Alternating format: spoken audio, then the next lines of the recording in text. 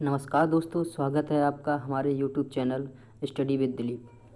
आज हम आपके लिए ये बाल मनोविज्ञान की तीसरी वीडियो लेकर आए हैं, जिसमें हम बालक के विकास के वर्गीकरण पढ़ेंगे।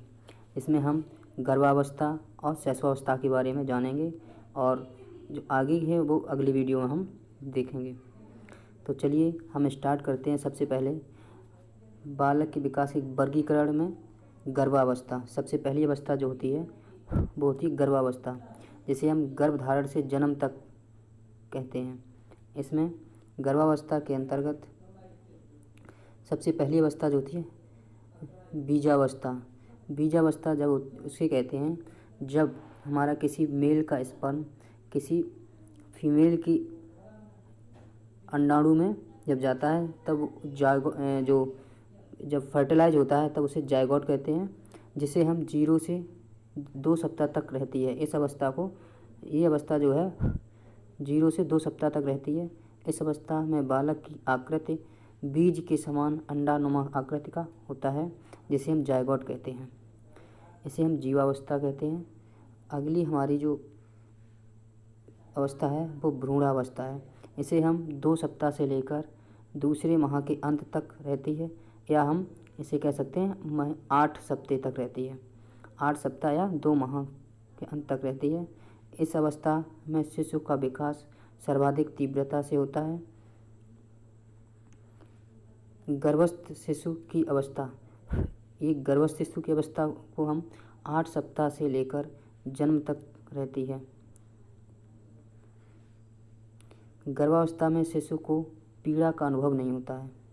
जब गर्भावस्था में बच्चा होता है तब इसमें बच्चे को पीड़ा नहीं होती है, दर्द नहीं होता है किसी प्रकार की, क्योंकि इसमें जो इसकी सेंस ऑर्गन्स जो हैं वो डेवलप नहीं हो पाती हैं, जो बननी नहीं होती हैं, जिसकी वजह से इसको पीड़ा की अनुभव या दर्द या पीड़ा का अनुभव नहीं करता है। गर्भावस्था की अवधि सामान्यतः 270 से 280 दिन या 9 माह 10 दिन की होती है। जो बच्चा पैदा होता है उसकी लगभग सामान्यतः जो दिन होते हैं वो 270 से 280 दिन तक होता है, या फिर हम इसको 9 माह 10 दिन की हो सकती है। अगली अवस्था हमारी है शैशवावस्था, जिसे हम 0 से 6 वर्ष तक मानते हैं। ये अलग अलग दी हुई है अलग अलग मनोवैज्ञानिकों द्वारा, लेकिन सामान्यतः जो है हम इसको शैशवावस्था को 0 से 6 वर्ष तक हम मानते हैं। यह बालक के भावी जीवन की आधारशिला का काल होता है। ये जो शैशवावस्था में जो है ये कहा जाता है कि बालक के जीवन की जो आधारशिला रखी जाती है उसकी शैशवावस्था में ही रख ली जाती है। क्रो ने 20वीं शताब्दी को शिशु बालक की शताब्दी कहा है। क्रो ने 20वीं शताब्दी को शिशुओं की शताब्दी कहा, क्योंकि इस शताब्दी में सबसे ज़्यादा बालकों पर रिसर्च किए जाने के कारण इसको शिशु या बालक की शताब्दी कहा गया है। इसमें सबसे ज़्यादा मनोवैज्ञानिकों ने बालक के ऊपर रिसर्च की खोज की है, इसलिए इसको बालक की शताब्दी कहा जाता है। इसमें बालक स्वार्थी व स्वकेंद्रित होते हैं। खिलौनों की अवस्था भी बोलते हैं इसको। आत्म प्रेम की भावना होती है इसमें। कल्पना जगत में विचरण करते हैं। जो बच्चा जो होता है 0 से 6 वर्ष तक, इसमें कल्पना जगत में कल्पनाएं बहुत करता बच्चा है। जीवन का सबसे महत्वपूर्ण काल होता है। इसमें कहा जाता है जीवन का इसलिए महत्वपूर्ण काल होता है क्योंकि बच्चा जो बनना होता है इसी काल में बन जाता है। जो भी बनना है उसके नैतिकता का अभाव रहता है। इसमें सीखने का स्वर्ण काल बोला जाता है। इसमें बच्चा सीखने की तीव्रता बहुत होती है, जैसे अनुकरण के माध्यम से ये सीखता है। सामाजिक भावना का अभाव रहता है।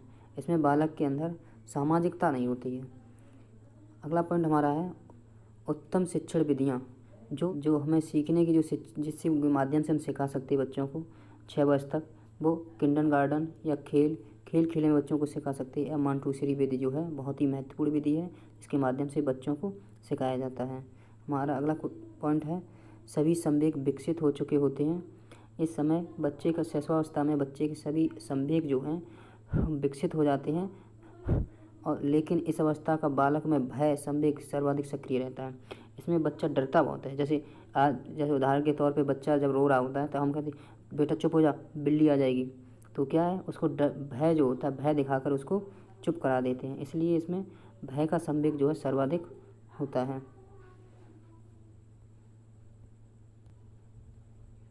वैलेंटाइन ने इस अवस्था को सीखने का आदर्श काल कहा है। इस अवस्था में सबसे ज़्यादा बच्चा सीखता है, अनुकरण करके सीखता है। इसलिए वैलेंटाइन ने इस अवस्था को सीखने का स्वर्ण आदर्श काल कहा है।